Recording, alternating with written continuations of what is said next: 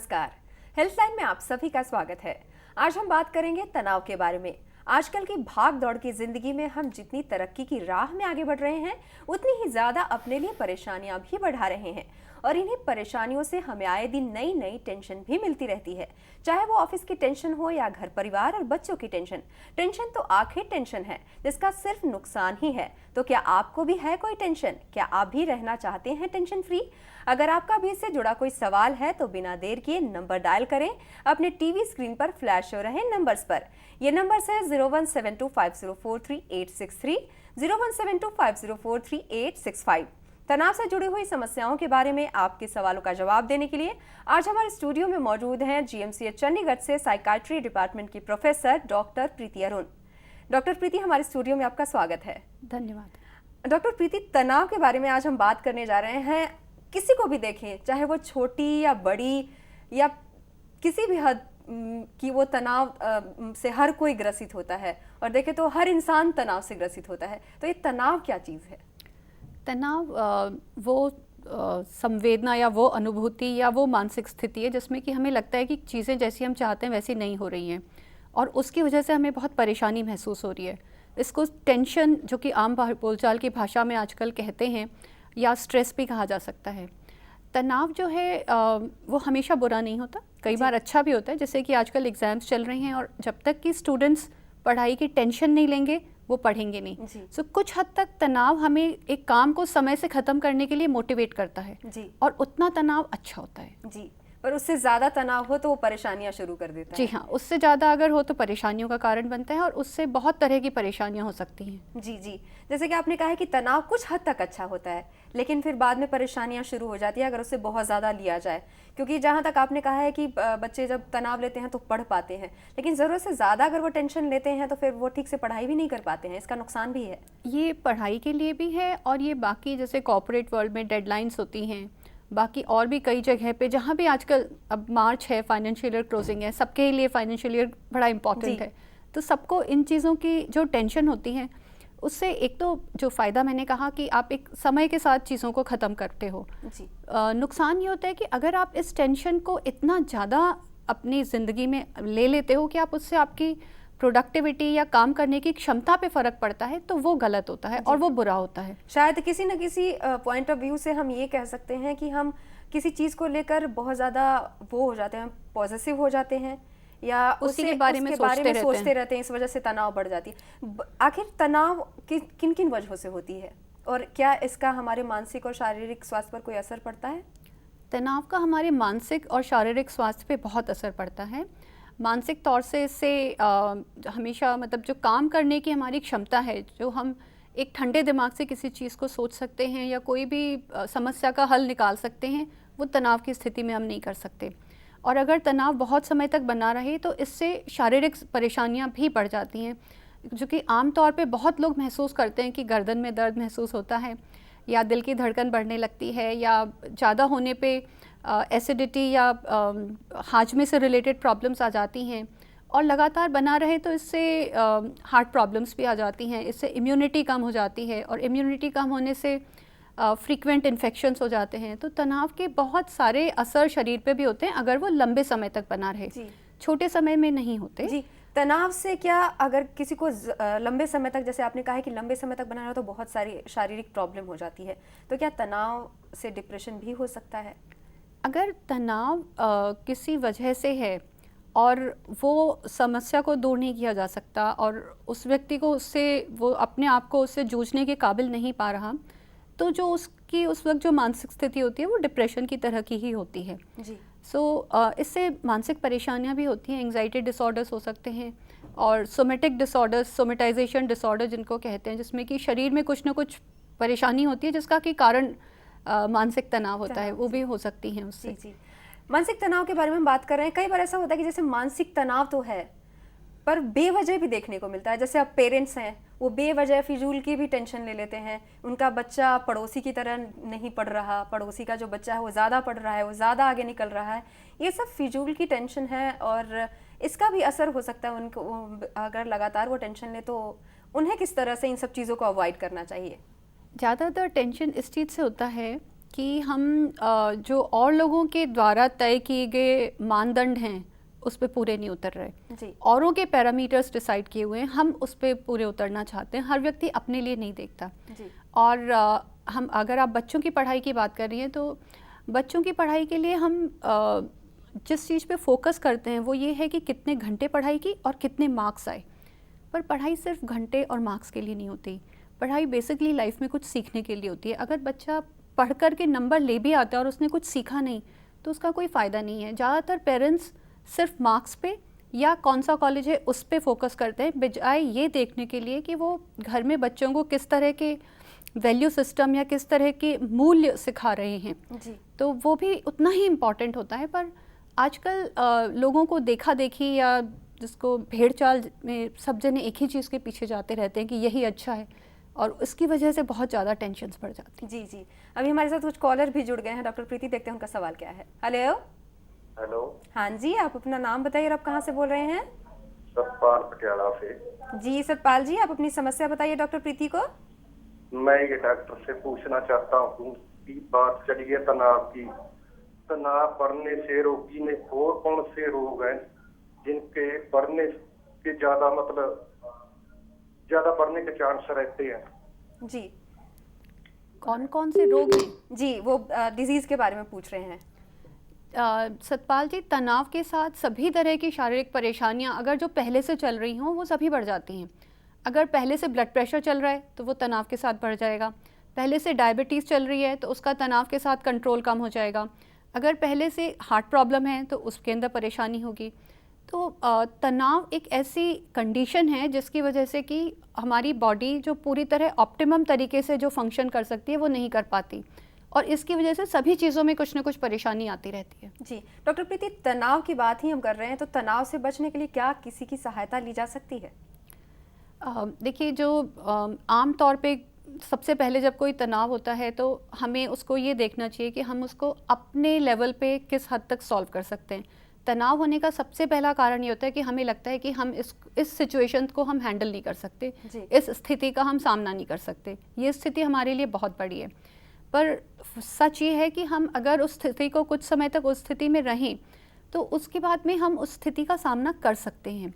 पर यह कि जैसे ही तुरंत कोई सिचुएशन आती है हमें लगता है नहीं हो सकता, पर अगर हम उस वक्त पे उस स्थिति को देखें, एनालाइज करें कि इसको हैंडल करने के लिए क्या क्या करना होगा, तो हम उसका सामना कर सकते हैं, चाहे जितनी भी कठिन मुश्किल क्यों ना हो।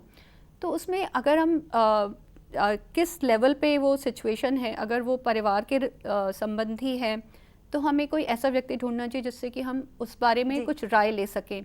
और उसके बाद में लोग बाग अपने धार्मिक गुरुओं के पास जाकर अपने मन की बात शेयर करके उनको उससे काफ़ी रिलैक्सेशन मिलता है। मित्रों के साथ अपनी बातों को शेयर करना बहुत इम्पॉर्टेंट होता है, क्योंकि कई बारी हम सिर्फ किसी बात को जब हम बोल के कहते हैं, मतलब जब तक हम उस चीज़ को सोच रहे हैं तो हम बहुत ज़्यादा परेशानी महसूस करते हैं।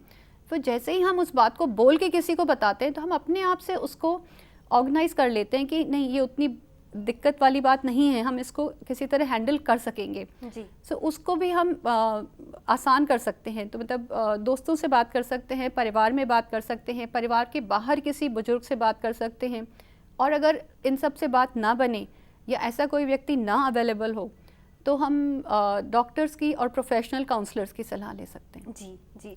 तो इस जैसे आपने कहा है कि प्रोफेशनल की सलाह ले सकते हैं, कब किसी को ये ऐसा लगता है कि नहीं, अब मुझे मनोचिकित्सक के पास जाना चाहिए और मुझे वहीं जाकर इलाज कराना चाहिए, या किसी परिवार को कब ऐसा लगे कि उसके घर में कोई ऐसा सदस्य है जो बहुत ज़्यादा हो सकता है कि वो डिप्रेशन में जा रहा है, तो उसे मनोचिकित्सक से दिखाना चाहिए?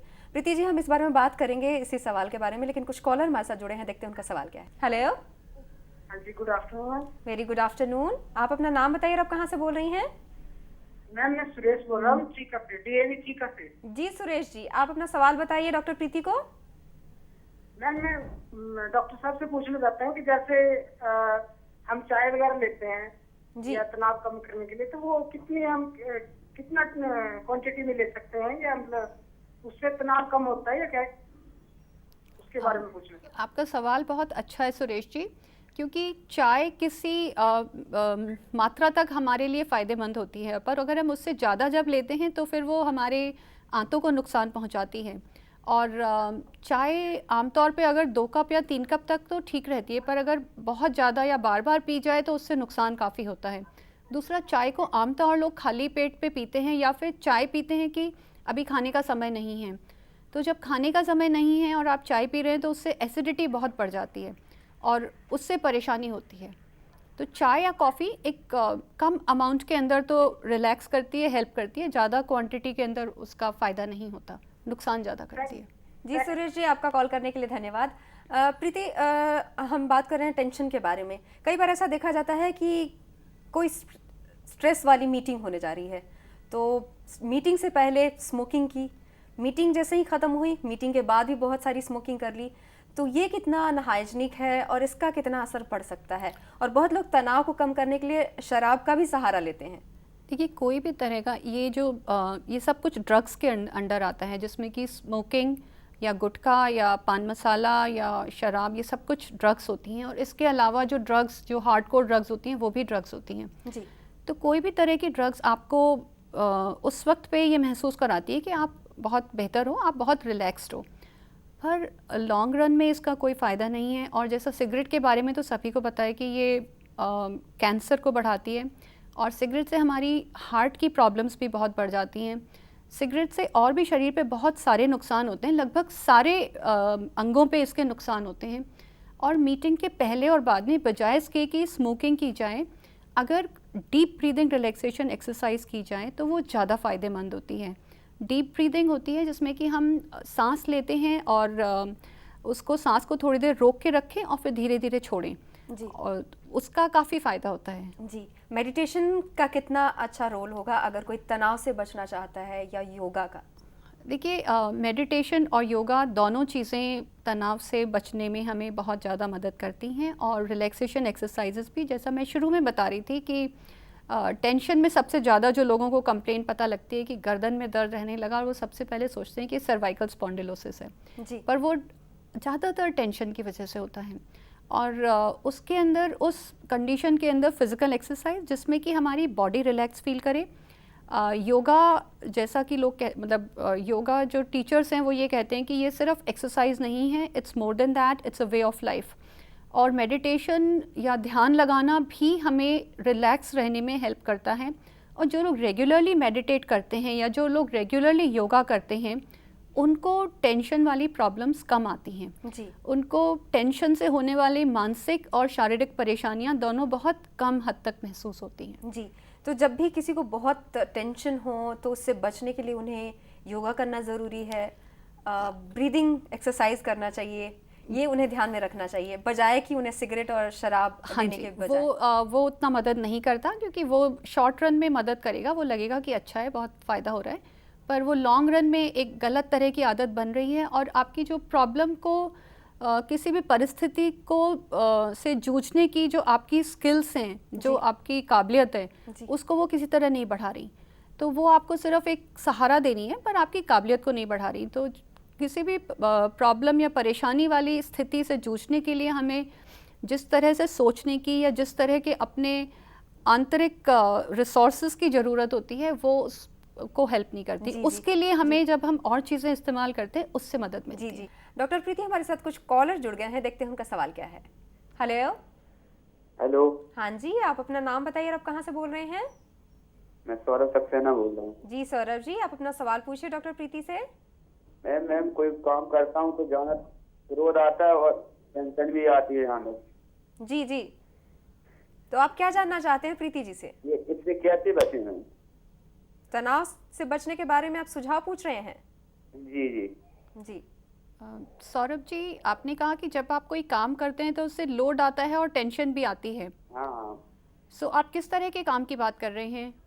जैसे मैं कोई काम करते दिन 10-15 में 8 घंटे करता हूँ तो उससे, और कोई क्रोध आता है बहुत, कभी कभी कोई बोल दे बीच में, तो इससे लिए। सौरभ जी, आप जिस तरह से बता रहे हैं उससे मुझे लगता है कि आपको शायद काफ़ी समय से ऐसे परेशानी है, क्योंकि जिस तरह से आपने कहा कि जब कोई काम करते हैं तो लोड आता है और टेंशन होती है, तो मेरी राय होगी कि आप इसके लिए प्रोफेशनल एडवाइस लीजिए, क्योंकि आधे घंटे काम करने में ही परेशानी महसूस करना और फिर उसके बाद काफ़ी क्रोध आना, ये डिप्रेशन के साथ हो सकता है, और उसके लिए आपको बेहतर होगा कि आप किसी प्रोफेशनल की सलाह लें, जिससे कि वो ये तय कर सकें कि आपको दवाइयों की आवश्यकता तो नहीं है। कोई घरेलू उपाय नहीं जिससे घरेलू एडवाइस आपकी? घरेलू उपाय में आप अपनी एक तो दिनचर्या नियमित रखें, जिसमें कि कम से कम 7 से 8 घंटे सोना, नियमित समय पे खाना खाना, कुछ शारीरिक व्यायाम रेगुलरली करें, और साथ में अगर कुछ रिलैक्सेशन के लिए कुछ ना कुछ एक्टिविटी,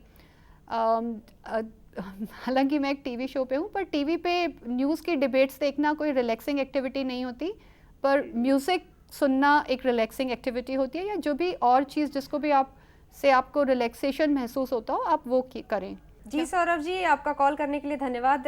डॉक्टर प्रीति, तनाव के बारे में हम बात करें। कुछ लोग जो होते हैं वो बहुत ही सेंसिटिव होते हैं, उन्हें हर छोटी छोटी बात पे तनाव हो जाता है, तो उन्हें ऐसा क्या करना चाहिए ताकि वो तनाव से बच सकें? देखिए, जिन लोगों को इस बारे में पता है कि उन्हें हर छोटी छोटी बात पे तनाव हो जाता है, उनके लिए ये बहुत ज़रूरी है कि वो इससे बचें, क्योंकि अगर वो नहीं बचेंगे तो ये एक लाइफ का पैटर्न बन जाएगा, जिसमें कि वो हर टेंशन के अंदर वो सिचुएशंस को हैंडल नहीं कर पाएंगे और औरों को ब्लेम करते रहेंगे। जी। तो उनको इसको अपने सबसे पहली चीज़ है कि तनाव के कारण जाने, कि तनाव का कारण क्या है। जी। क्योंकि कई बारी हम हमेशा गलत परिस्थिति में होते हैं, जैसे कि कोई व्यक्ति जिस काम के लिए सूटेबल नहीं है वो कोई और काम कर रहा है, तो उसको उसमें टेंशन बनी रहेगी। जी। जो भी कारण है उसको पहले कारण को जान करके और फिर उसके बारे में हमें देखना पड़ेगा कि कैसे हैंडल किया जाए। जी, ये तो आपने कहा कि हैंडल कैसे किया जाए, पर तनाव अगर हो जाए तो उसे बचा कैसे जाए? तनाव अगर हो जाए तो उसे दूर करना होगा, और उसके लिए सबसे पहली चीज़ ये कि तनाव तब होता है जबकि हमें लगता है कि इस स्थिति से हम बाहर नहीं निकल सकते, या हमें कोई तरह की उम्मीद नहीं नज़र आ रही है। तो जब मन में एक निराशा की भावना आती है, उसके साथ साथ तनाव होता है जी। कि अब इतनी सारी परेशानियां आ गई, अब मैं कैसे करूं, या होगा या नहीं होगा। जी। तो अगर हम अपने मन में उन चीज़ों को, जैसा मैं पहले कह रही थी कि हम लिस्ट आउट करें कि क्या चीज़ है, मतलब इशू क्या है। तो जब हम चीज़ों को कुछ भी लिखते हैं तो हम उसके अंदर उसको बहुत क्लियरली देख पाते हैं कि ये क्या है, जी। उसके फायदे नुकसान क्या हम है। बात करेंगे। कुछ कॉलर हमारे साथ जुड़ गए हैं, देखते हैं उनका सवाल क्या है। हेलो। हेलो। हाँ जी, आप अपना नाम बताइए और आप कहाँ से बोल रही हैं? मैं फैजाबाद से बोल रही हूँ, मेरा नाम रजनी है। जी जी, आप अपना सवाल पूछे डॉक्टर प्रीति से। हाँ डॉक्टर साहब, मेरा नमस्ते। मेरा सवाल ये है कि मैं जब भी कोई भी थोड़ा सा भी अगर मुझे को टेंशन हो जाती है तो एकदम मैं बहुत ज्यादा वीकनेस महसूस करती हूँ। बहुत ज़्यादा वीकनेस? जी। अच्छा, और जब भी कोई टेंशन हो जाती है तो आप वीकनेस महसूस करती हैं? हाँ, थोड़ा सा तनाव, एक मतलब कोई भी घरेलू प्रॉब्लम हो या बच्चों से या कुछ भी हो, तुरंत एकदम घबराहट रहती है। घबराहट की समस्या है आपकी? जी। देखिए, आपको जो मैं घबराहट के लिए अभी कुछ समय पहले बता रही थी कि आपको रेगुलर एक्सरसाइज या योगा करना बहुत ज़रूरी है, और जो घरेलू समस्याएं हैं उनके अंदर क्योंकि परिवार के अंदर हैं, मुझे ऐसा मतलब मैं मान के चल रही हूँ कि परिवार के और लोगों के सबके बर्ताव के कारण कुछ ना कुछ इशू होता होगा जिसके कारण आपको तनाव होता होगा। तो ऐसे में बेहतर ये होगा कि अगर आप सबके साथ बैठ करके इस बारे में बातचीत कर सकें कि आपको इन चीज़ों से टेंशन हो जाती है, तो जब आप अपनी बात जाहिर कर सकेंगी औरों पे, तो उनको भी पता लगेगा कि उसमें उन्हें करना क्या है। वरना आमतौर पे हम ये मान के चलते हैं कि जो हम सोच रहे हैं वो अगले जने को पता लग रहा है, और ख़ास तौर से परिवार में तो हम ये मान के चलते हैं।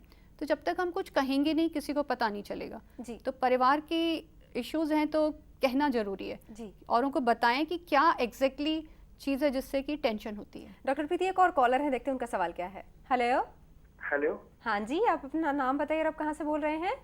मैं सचिन बोल रहा हूँ फरीदाबाद से। जी सचिन जी, आप अपना सवाल पूछिए डॉक्टर प्रीति से। मैम, एक्चुअली में मुझे प्रॉब्लम ये है कि मेरे को काफी अकेला रहना पसंद है। इस टाइम पे मेरी जॉब छूट चुकी है और मेरे को बहुत गुस्सा आता है, किसी काम में मन नहीं लगता है। जी।